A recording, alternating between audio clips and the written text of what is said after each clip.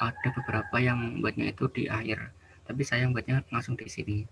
Biar nanti itu saat kita membuat kartu piutang itu nanti terminnya itu langsung sudah ke setting semua. Jadi lebih baik saat membuat terminnya itu saat link account di sini ya. Gimana? Bisa dipahami enggak kalau di sini? Gimana Kak? Tadi coba ulang Kak. Jadi itu gini, eh pada saat ini kan ada termin kan. Nah, biasanya itu kalau kita membuat termin itu waktu kita buat ini card list, kita new customer kan. Nah, contoh dulu aja di sini. Nah, biasanya kalau buat termin itu kan saat kita membuat kartu piutang di sini kan. Ini kan termin. Tapi saya lebih suka buatnya itu di sini di setup link account, sales account. Di sini kan ada termin. Nah, saya lebih suka buat terminnya itu di sini karena nanti saat kita membuat kartu piutang itu langsung ke setting semua. Jadi tidak perlu mengganti terminnya lagi itu. Gimana? Paham kan maksudnya? Oh iya, paham-paham. Iya, Nah, paham. tapi di sini saya lupa nggak gantiin ya akun pajak, kelewatan. Ya kan kelewatan. Jadi setelah kita buat akun, itu sebenarnya kita buat pajak dulu. Caranya itu kita ke list text code. Nah, di sini kan ada banyak pajak-pajaknya kan. Ini kan pajak versi standar Australia. Nah, jadi yang kita gunakan itu kalau kita baca itu cukup dua, yaitu GST sama NT, not reportable. Sisanya diapain? Sisanya dihapus saja, tinggal dihapus. Gitu ya. Kelewatan. Oh ya, menghapusnya dari atas ya.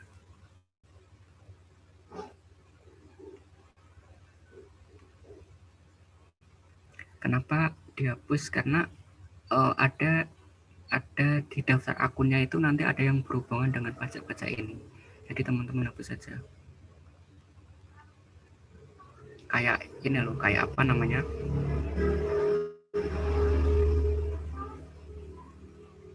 Kayak di akun.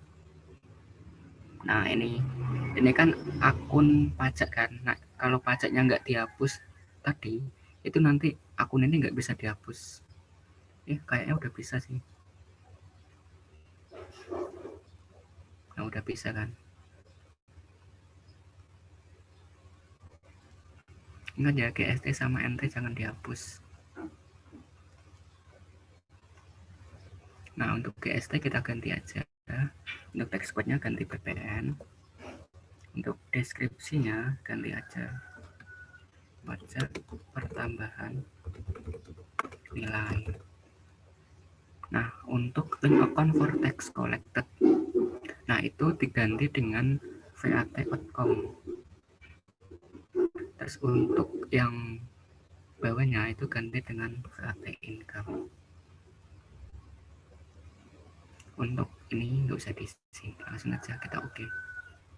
Oh, yang not reportable juga sama. Tahu nggak kenapa yang atas VAT outcome, yang bawah VAT income? Ada yang bisa jelasin?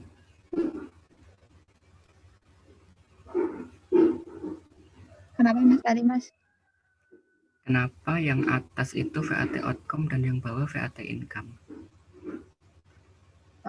Yang atas itu kan kalau yang pajak kita yang ngumpulin, berarti kan yang outcome. Kalau yang bawah itu yang kalau kita yang bayar, kayak gitu kurang lebih. Nah, iya, benar-benar. Jadi gitu ya, kita sudah setting pajak, kita setting link akunnya lagi. Nah, untuk terminnya penjualan, untuk yang payment S2-nya itu teman-teman pilih in given of days. Nah, diskon D-nya itu apa? Diskon D-nya itu apa namanya? Batas diskonnya. Nah, di sini terminal penjualnya itu kan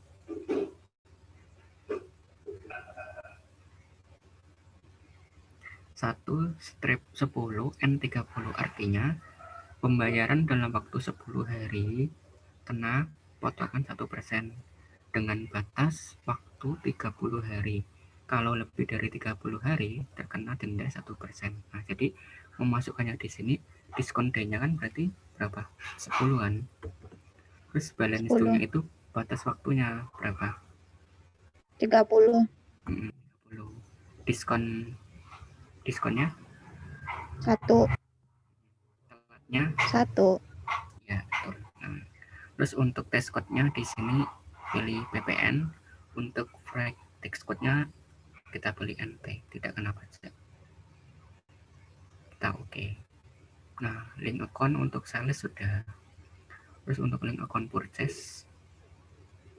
Nah, liability for tracking payable. Ini apa? Akun yang digunakan untuk akun yang Account payable. ya yang terjadi akun yang ada Utang. saat apa namanya utang lah gitulah. Terus yang ini pakai cash in bank ya. Tapi kalau misalkan nanti PT Elektro Brilliant itu membeli dengan tunai atau membeli dengan cash, nah nanti sebelum transaksi ini diganti dulu. Jadi ini kan fleksibel kan, tapi kebanyakan pakainya cash in bank, jadi kita pilih cash in bank. Nah, terus yang kedua itu apa ini?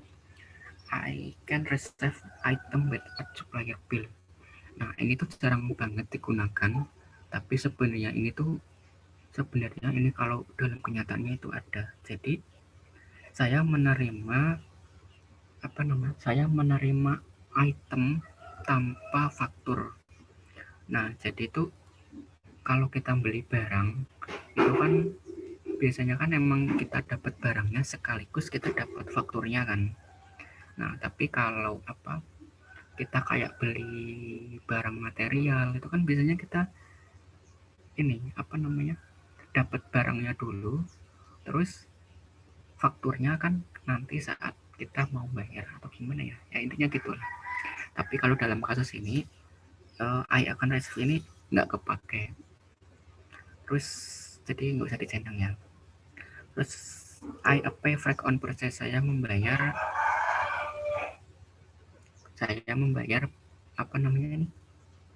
biaya angkut ya. Apakah ada di sini? Ada Ya, kan? membayar. Fragment kan. I attract deposit paid to supplier. Saya membayar uang K. Apakah ada? Ada. Oh, di sini kan nggak ada ya, tapi di daftar akunnya itu ada. Mana ya? Ini ya deposit input ya. Deposit invite. Deposit invite. Satu. Terus saya memberikan diskon. Jadi saya mendapatkan diskon. Dapat ya. Purchase diskon kan. Akun 5. Saya membayar keterlambatan denda. Apakah iya? Iya. Iya. Berarti akun Flat fees expense 6. 9 apa 6? Ada 2 di daftar saldo, Mas. Kita nyatetnya yang mana? 2. Yang apa ya? Bukan di Yang ada 2 itu yang income tax expense itu ya. Nah, iya. itu nanti tak jelasin yang ini ya. Maksudnya kalau fee expense kan. Nah, sama lagi saya langsung setting termnya di sini biar lebih mudah gitu. In given days, diskon D-nya berapa? 10 ya. Oh, Balance nya 50. Diskonnya 2%. Udah ya. Kita oke. setup link account payroll. Nah, bank account for cash payment. Akun bank yang digunakan kalau kita membayar secara cash. Berarti kan cash on hand kan. Terus bank account yang digunakan ketika menggunakan pembayaran cek, berarti kan cash in bank. Terus bank account for electronic payment, artinya juga cash in bank. Terus kalau ini employer expense-nya itu kan ada akun 6 ini kan. Nah, wages and salaries.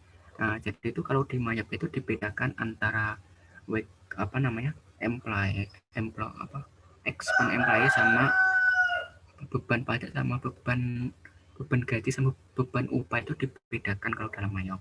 Tapi kalau dalam sini kan dijadiin satu, jadi ikut aja wages and salaries. Kalau yang ini utang pajak. Jadi itu kalau ada pembayaran beban gaji dan beban upah itu kan dipotong dengan utang PPH karyawan. ya PPH karyawan. Nah, PPH karyawan itu masuknya ke apa? Nah, itu yang di link account yang sini. Apakah dia masuk ke VAT payable atau income tax expense atau income tax payable. Nah, jadi kalau VAT payable itu kan utang PPN. Tapi kalau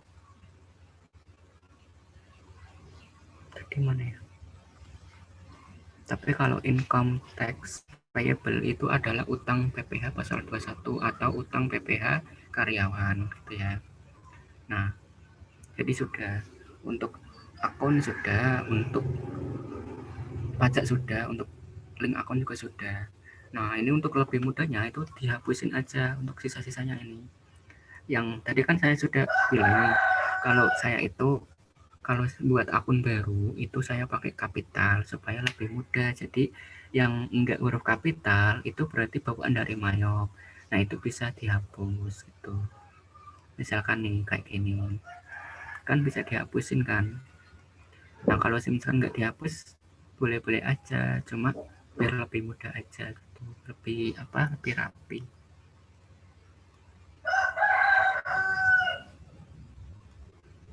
Gitu ya, nanti sisanya ini tinggal dihapusin aja. Terus yang teman-teman yang paling bingungin itu yang gimana? Kan udah kan kayak gitu kan. Apa ada lagi? Yang card file. Yang apa? Card list. Oh, card file itu ya. Berarti kita buat kartu piutang dan kartu utang. Iya. Kita langsung buat aja ya. Ini enggak saya impor.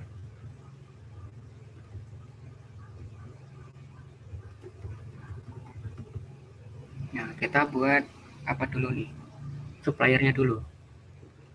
Nah, kalau buat suppliernya dulu, kita langsung menu. Kita pilih supplier. Namanya PT Nusa Persada. ID-nya S01. Alamatnya Jalan Veteran 25 Semarang. Udah ya, keterangannya kan cuma kayak gini kan. Nah, ini kan sudah untuk detailnya. Di sini tidak ada untuk buying detailnya. Nah, kan di sini kan sudah saya katakan tadi untuk yang terminnya karena kita sudah setting di awal di link account. Di sini kita tidak perlu men-setting lagi. Ini kan sudah ke setting kan. Iya, ada. Text code-nya juga setting. Cuma di sini purchase layout. Nah, purchase layout-nya itu karena di sini adalah perusahaan dagang, kan di sini pilih item. Tapi kalau perusahaan jasa ya kita pilih service itu ya. Ini udah kan kayak gitu kan. Langsung klik new aja gitu. Langsung ya. PT Cipta Gemilang S02 halaman penyajakan kartu ini nomor 10.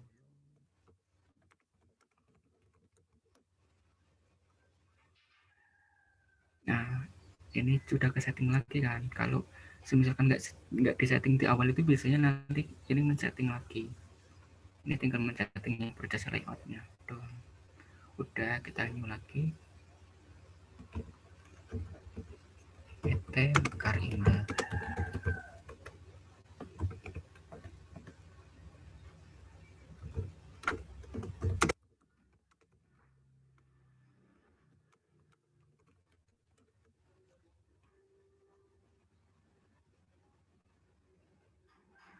Nah, udah kan. Jadi kan untuk kartunya kan sudah kita buat lagi, tapi untuk yang kartu piutang kita ganti ke piutang.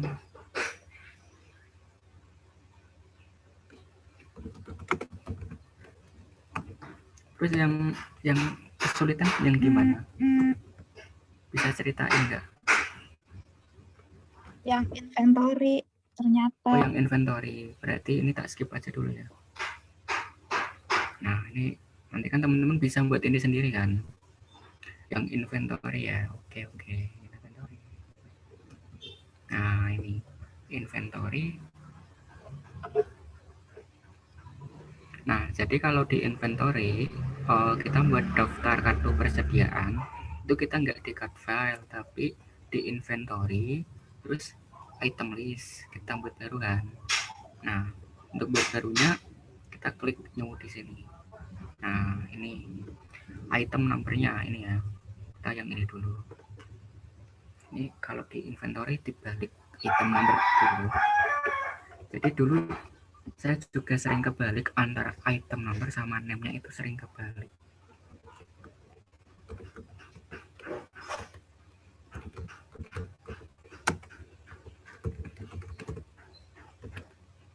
Nah, terus di sini itu ada 3, I buy, I sell, I inventory.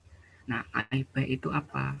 I buy itu saat kita membeli barang ini, itu dia apa namanya, harga pokoknya itu masuk ke mana. Jadi gitu, harga pokoknya itu dia masuk ke mana. Jadi kan kalau kita beli barang, kok beli barang? Iya deh, kita saat kita beli barang itu kan apa? Bukan beli barang sih. I buy itu apa namanya? Saat terjadinya penjualan itu kan ada CGS kan. Jadi itu apa ya? Ini kan ada kan tulisannya I buy this item, itu cost of sales, artinya kan akun ini itu apa namanya, masuknya itu harga pokoknya itu masuk kemana. Jadi istilahnya itu kayak gitu, I buy itu masuk harga pokoknya itu masuknya ke mana gitu. Harga pokok, kalau I buy itu harga pokok. Jadi saat kita menjual itu kan ada akun HPP pada persediaan, ya kan? Iya. Kalau jurnal penjualan itu kan yang pertama itu kan akun receivable, VAT outcome, kebalik. Akun receivable debit, kreditnya VAT outcome sama sales. Terus satu lagi jurnalnya debit HPP, kreditnya persediaan, ya merchandise. Nah, jadi kalau I buy itu harga pokok. Nah, jadi kan kalau harga pokok kan cost of goods sold kan, gitu. Iya. Terus kalau I sell itu, kalau I sell itu apa namanya, akun penjualannya saat terjadi penjualan barang itu. Bahkan sales of merchandise kan. Terus I inventory itu saya menyimpan barang ini tuh di mana gitu. Berarti kan di merchandise inventory. Kalau ini mungkin sudah jadi acuan sih. Kalau yang I buy itu cost of goods sold, I sell itu sales, I inventory itu merchandise, jadi gitu. Terus yang untuk item detail di sini nggak diisi. Untuk yang buying detailnya di sini kalian isikan yang text code input itu diisi PPN. Udah ya kayak gini kan. Yang saat selling detailnya juga teksnya PPN. Nah udah, ulangin cara yang sama kayak tadi. PC 13B vacuum cleaner. Nah di sini sudah ke setting kan, langsung ke sini. Ini sudah ke setting, langsung klik new aja.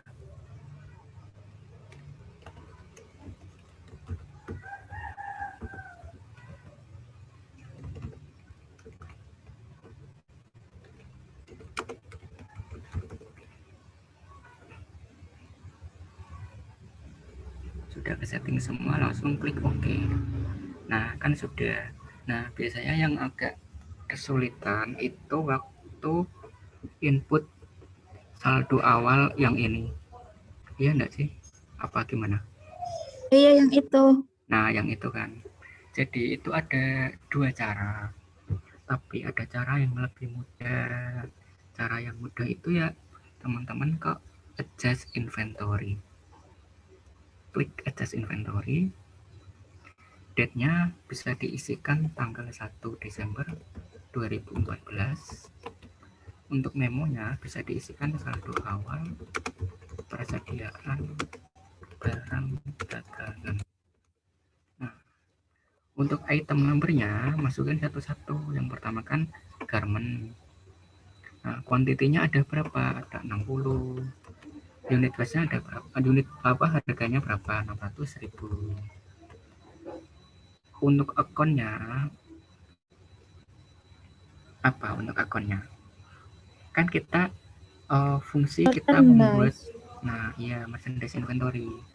Fungsi membuat saldo awal ini adalah untuk memasukkan apa namanya, memasukkan nilai persediaan ini ke akun merchandise inventory. Walaupun kita di merchandise inventory itu sudah ada akunnya, tapi kan kita juga harus sesuai kan. Jadi fungsinya company auditor itu kayak tadi. Semisalkan kita nggak input atau inputnya di sini itu salah, itu nanti di company auditor itu nanti nggak centang hijau, jadi kayak ada silangnya gitu. Buat lagi vakum 84 500.000.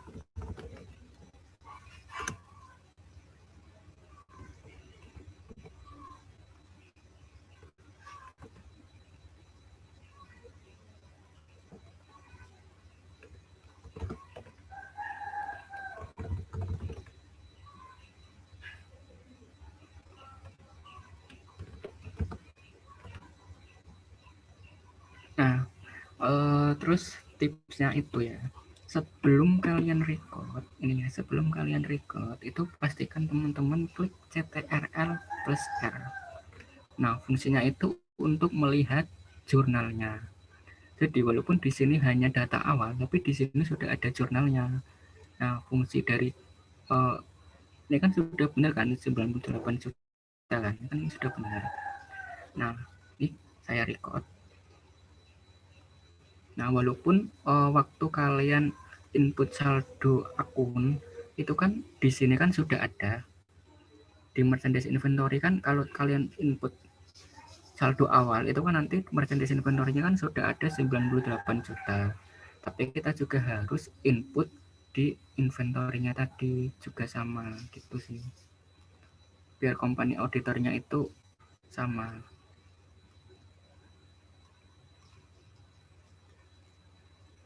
Nah, ini kenapa beda? Ada yang bisa jelasin kenapa saat saya transaksi review di company data auditor, compare item value with inventory account itu ada tanda tanyanya? Ada yang bisa jelasin?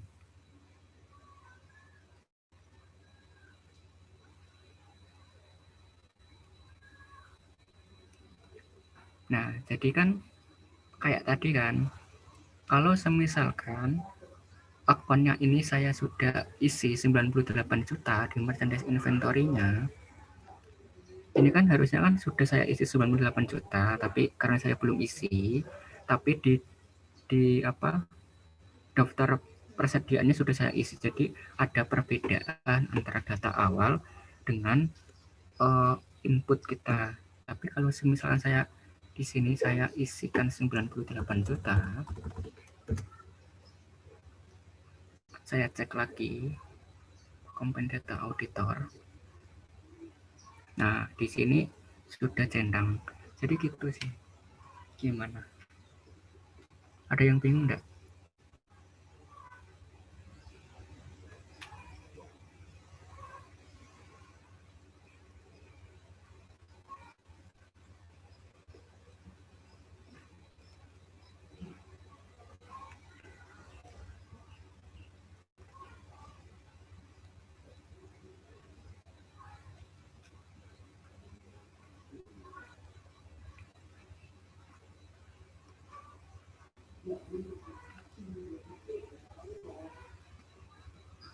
Kak, berarti kalau buat cek data yang kita masukin benar apa enggak, lihatnya di company data auditor. Tuh. Ini kalau semisalkan ini kan harusnya apa akun-akunnya kan sudah terisi kan. Ini kan harusnya sudah terisi. Ini kan harusnya sudah terisi semua. Nah, itu harus sesuai dengan ini. Misalkan kan ini kan saldo utang dagang kan 80 juta. Nah, kalau kita sudah apa namanya? Setup balance, supplier balance, terus di sini kan masih nol kan. Tapi kalau kita di sini ada 80 juta itu nanti ada beda. Jadi itu sih. Jadi kalau misalkan nyari tahu benar apa tidaknya setelah buat data awalnya itu mulai dari apa input akun, buat kartu persediaan, kartu utang, kartu piutang, sampai input saldonya, terus itu udah semua sebelum masuk ke transaksi. Biasanya untuk mengecek data itu ke company data auditor, cek semuanya. Kalau misalkan masih ada yang tanda tanya, berarti ada yang keliru. Tapi kalau udah hijau semua berarti sudah benar. Simpelnya gitu kalau di data awal. Terus kalau di data awal, kalau sebisanya itu harus sudah benar semua. Soalnya nanti nggak bisa diganti kalau data awal. Bisa sih, cuma apa ya, kayak gimana gitu kalau data awalnya itu salah terus ganti gitu. Kayak misalkan Miop tuh inventory tadi. Gimana? Miop tuh ada menu undonya nggak sih? Nggak ada. Kalau salah itu dihapus. Kalau misalkan nih, aku buat tadi kan sudah membuat jurnalnya kan, di sini kan sudah ada jurnalnya. Nah, ini kan sudah ada jurnalnya. Kalau misalkan jurnal ini salah, ya langsung dihapus, di delete gitu. Nggak bisa diunduh.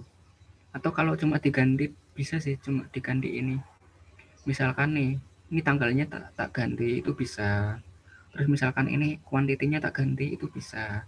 Cuma kalau nanti di dalam Mayop, itu di sini itu tidak urut tanggal, tapi urut transaksi yang kalian buat.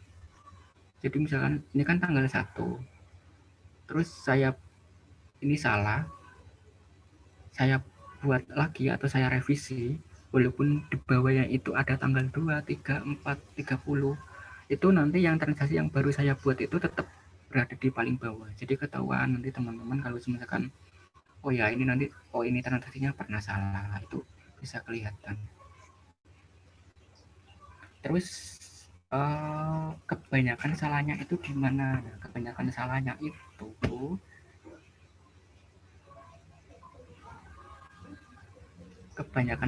itu adalah di sini, di date. Itu paling sering salah.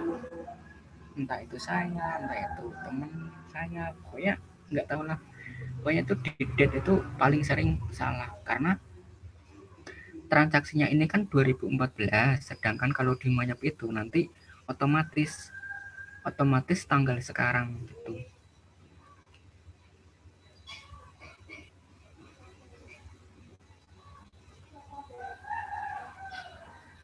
Gimana, ada yang ditanyain lagi? Nah ini loh date-nya. Ini kan kalau kita lupa nggak ganti kan tanggalnya kan otomatis tanggal hari ini kan. Gimana, udah kan ini data awalnya? Apa ya, masih bingung?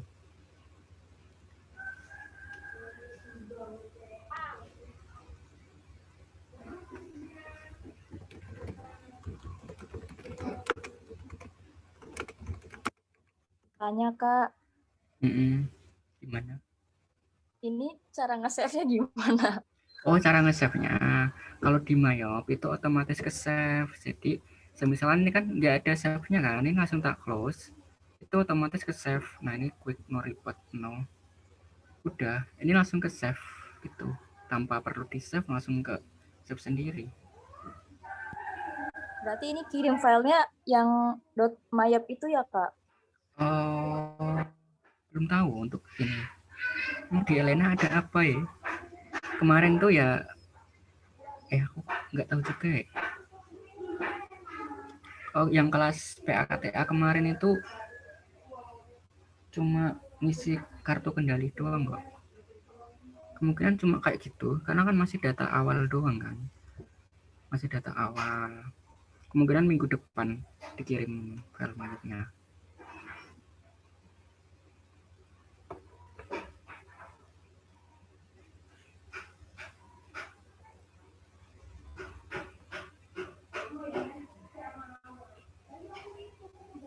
Dan mayat itu gampang banget loh ya.